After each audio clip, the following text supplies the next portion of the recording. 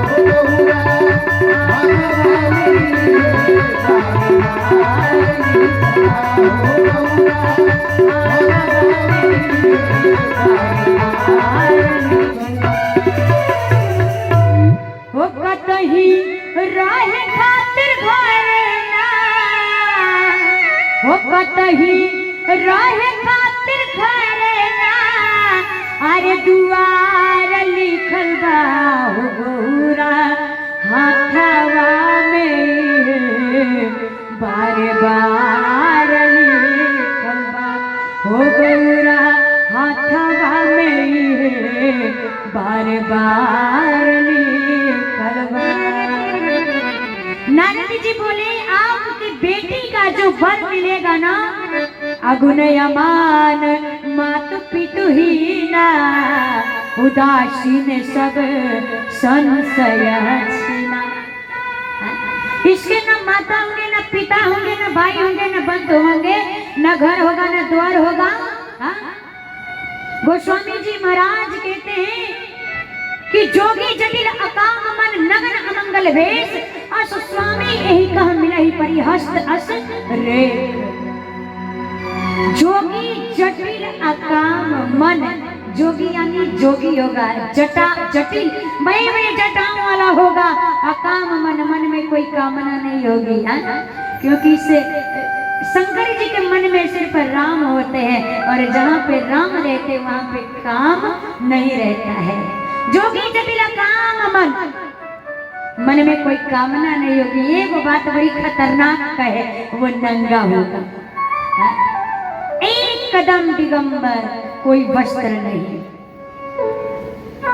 अब माता मैना सुन करके तो दुखी हो गई, लेकिन पार्वती जी मुस्कुराई कि ये जरूर भोलेनाथ के बारे में कह रहे हैं। हिमाचल राज ने कहा कि आप कोई उपाय बताइए। अच्छा ये बताइए माताएं बहनें, तो जल्दी में, क्योंकि 11 बज गया तो आधा घंटा हो गया तो लोग जा रहे हैं। आप लोगों को जल्दी है होगा तो एक बार इशारा कर दीजिएगा, हम वही कथा विश्राम कर देंगे, ठीक है? अभी जल्दी तो नहीं है आप लोग, ठीक है? उन लोगों को जाने दीजिए, उन लोगों को जाके गेट पे बैठ के प्रतीक्षा करना है। आप लोग बैठे रहिए। बोलिए शंकर भगवान की जय।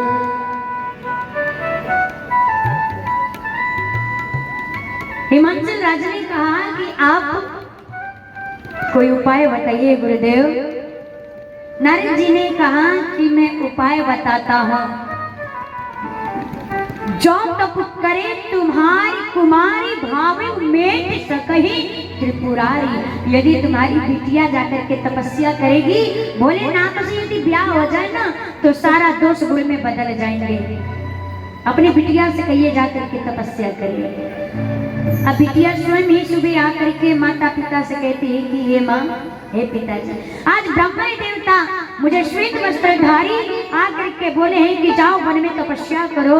माँ आशीर्वाद दीजिए, आज्ञा दीजिए, मैं जाऊँ। आज माता पिता का आज्ञा लेकर के पुत्री चलती है तपस्या करने। तपस्या कुछ दिन तक भोजन करके तपस्या किया, कुछ दिन बाद वो भी त्याग दी, जल पी के तपस्या करने लगी, हरे पत्ते खाने लगी, सूखे पत्ते खाने लगी। रामचरितमानस में ऐसा वर्णन आता है 3 सहस्र संवत्सरों खाई, 3000 वर्ष तक माँ ने बिल्व पत्र खाया, क्योंकि बिल्व पत्र से भगवान भोलेनाथ जी बड़े जल्दी प्रसन्न होते हैं। और हमारे भोलेनाथ तो ऐसे हैं, पत्रम पुष्पम फलम तोयम, कुछ भी अर्पित कर देते, एक लोटा जल भी आप दे देते हैं ना, आप कहते हैं कि भो, तो वो कहते हैं ले। हा? वो भोले ऐसे हैं, हम कुछ भी चढ़ाते हैं भो, तो कहते हैं ले। हा?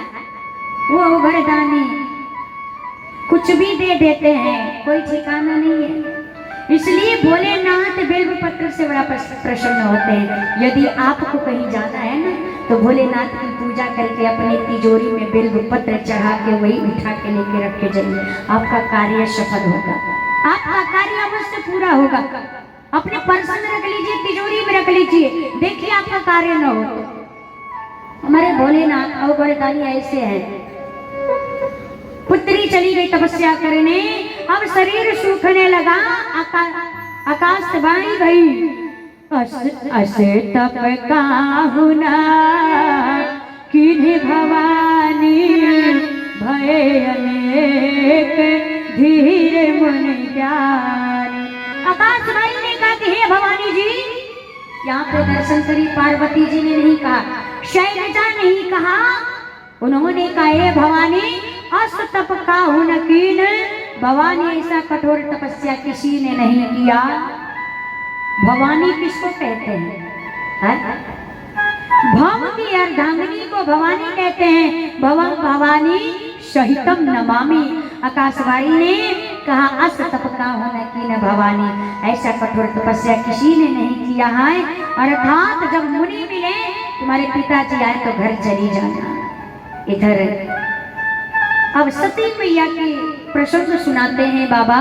कहते हैं जब से सती मैया अपने शरीर को त्याग दी है, तब से बाबा के मन में वैराग उत्पन्न हो गया है।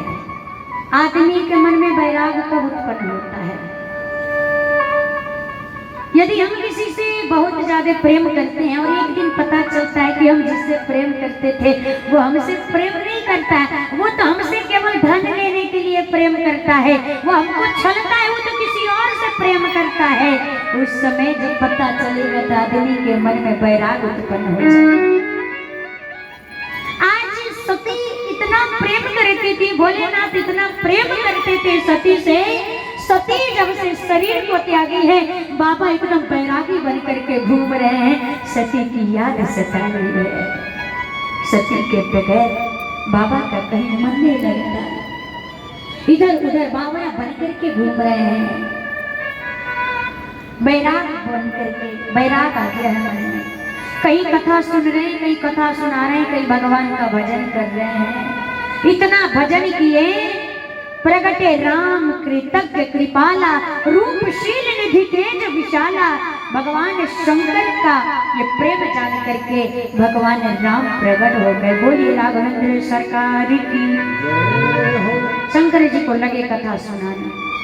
अब शंकर जी से फिर पूछे कि मेरी कथा कैसी लगी। बोले वाह क्या बात है, ये जगत के पालनहार ही जब कथा सुनाए तो उस कथा के बारे में क्या कहना है। बहुत सुंदर।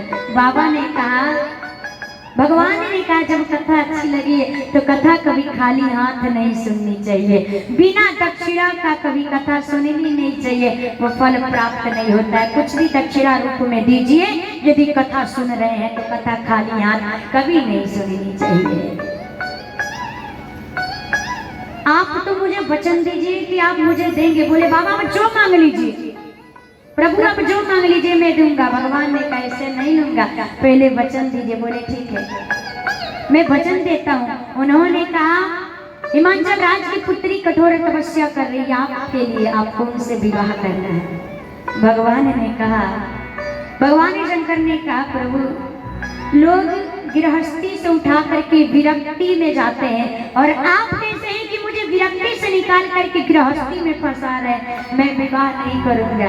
भगवान ने कहा तुमने वचन दिया है, तुम्हें विवाह करना होगा। बोले कि ठीक है, ऐसे मन तो नहीं है, लेकिन जब आप कह रहे तो आपके लिए मैं कर लूंगा, मैं शिरोधार्य करता हूँ। भगवान ने कहा शिरोधार्य मत करिए। क्यों? यदि दिमाग पे कोई बात रहता है ना, वो दिमाग से उतर जाता है कि नहीं। अभी किसी से कोई सामान लाने के लिए कहिए तो कहीं अरे जाओ, वो तो दिमाग से ही उतर गया। अक्सर होता है ना, दिमाग से उतर गया। अभी किसी को गाली दे करके दिखाइए, कहेंगे दिल पे लगा है, कभी जीवन में मरते दम तक नहीं भूलेंगे। बाबा ने कहा दिल में रखिए, मन में नहीं। दूसरी बात कि आपकी जटाओं से गंगा जी प्रवाहित होती हैं, कहीं ऐसा न हो कि गंगा जी प्रवाहित हो और मेरी बातों को ऐसे ही धुल देंगे। तो इसलिए आप हृदय में धारण करिए। भगवान शंकर ने कहा माता पिता और गुरु के वाणी को बिना विचारे ही हृदय में धारण करना चाहिए। हृदय में धारण किए कि मैं विवाह करूंगा। भगवान अंतर ध्यान हो गए। अब इधर सप्तऋषि को भेजते हैं परीक्षा लेने के लिए। आज सप्तऋषि जाते हैं पार्वती मैया का परीक्षा लेने की। हे पुत्री, ये सुनसान जंगल में किसके लिए इतना कठोर परिश्रम कर रही है? पार्वती मैया ने कहा मैं ये परिश्रम, ये कठोर तपस्या मैं भगवान शंकर से ब्याह करने के लिए कर रही हूँ। सप्तऋषि ने कहा रे पुत्री, यह राय किसने दे दिया? पुत्री ने कहा मेरे गुरुदेव भगवान नारद जी ने। बोले ये बताओ, नारद का तो खुद ही विवाह नहीं हुआ है, क्या वो चाहेंगे कि किसी का विवाह हो? अरे झूठ मूठ में उससे नारद के चक्कर में पड़ गई है। अगर तू कहे तो त्रिलोकी नाथ त्रिभुवन के विदित भगवान विष्णु जो स्वयं क्षीर सागर में शयन करते हैं उनके साथ में करवा दो। सती पार्वती जी ने कहा बिल्कुल नहीं।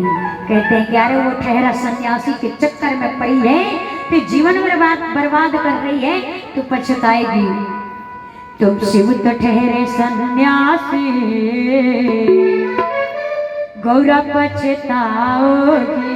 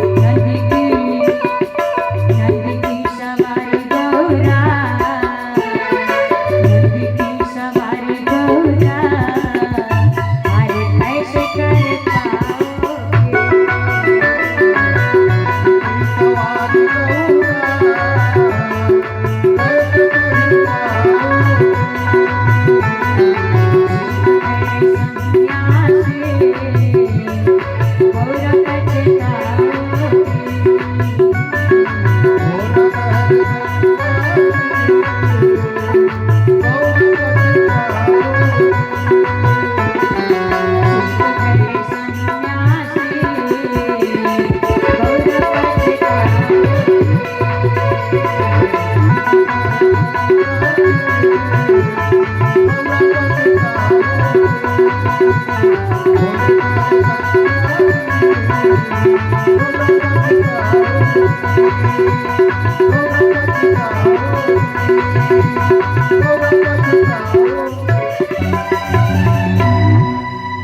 ठहरे सन्यासी गौर पछताओगे। बोलिए शंकर भगवान की। सब ऋषियों ने आकर के भगवान शंकर के पास कहा कि अरे वो पार्वती तो आपसे इतना प्रेम करती है, आपके सिवा किसी का नाम भी सुनना पसंद नहीं करती। आज प्रेम का बखान करने लगे। भगवान शंकर लगे सुनने, आहा आनंद में आ गए हो। इतना आनंद में आए, सुनते सुनते उनकी वही समाधि लग गई। बाबा समाधि में चले गए। अब इधर एक तारका नाम का असुर था, कठोर तपस्या करके वरदान पा लिया था और किसी भी देवता को अपने निकट ठहरने नहीं देता था। इतना प्रताड़ित करता था, सब प्रताड़ित। उसके प्रताड़न से सभी देवता लोग परेशान होकर के आज सभी देवताओं को लेकर के इंद्र ब्रह्मा जी के पास गया और ब्रह्मा जी से सारी बात कहा कि ये तारकासुर कैसे मरेगा, सबको प्रताड़ित कर रहा है। ब्रह्मा जी ने बताया कि ऐसा ऐसा वरदान मांगा है कि शिव पार्वती के दाम्पत्य जीवन से जिस पुत्र की प्राप्ति होगी वही मार सकता है, दूसरा कोई मार नहीं सकता है। अब इंद्र बोले तब तो वो मर गया। ब्रह्मा जी बोले नहीं नहीं मरेगा, मैंने तो दुल्हन की व्यवस्था करी थी, अब दूल्हे का व्यवस्था करो, विवाह होगा। इंद्र बोले दुल्हा कहाँ है? तो समाधि में। बोले कि तारकासुर तो बाद में मरेगा, पहले वह मरेगा जो पहले बाबा के समाधि को तोड़ने जाएगा। ब्रह्मा जी ने कहा आप लोगों को नहीं जाना है, काम को भेजिए, काम जाके समाधि को तोड़ेगा। देखिए काम पहले कामदेव नहीं थे, सिर्फ काम थे। जब से बाबा के समाधि को तोड़ दिया है ना, देवताओं का कार्य पूरा किया, तब से कामदेव कहलाए। काम आया एक पल में ही विषम। आज काम जैसे ही पृथ्वी पे आया, सारी पृथ्वी काम के रस से रसीभूत हो गई। नृत्यांगनाओं को बुलाया, अप्सराओं को नृत्य गान प्रारंभ करा दिया, फिर भी बाबा की समाधि नहीं हिली। अब कामदेव ने सोचा कि यदि मैं समाधि को तोड़ देता हूं तो मेरा मरण निश्चित है, यदि समाधि नहीं तोड़ता हूं तो इन देवताओं को क्या मुंह दिखाऊंगा। इसलिए देवताओं का कल्याण जान करके, अपना मरण जान करके 5 बार अपने पुष्प के बाण पर अनुसंधान किया और शिव जी को हृदय में उतार दिया।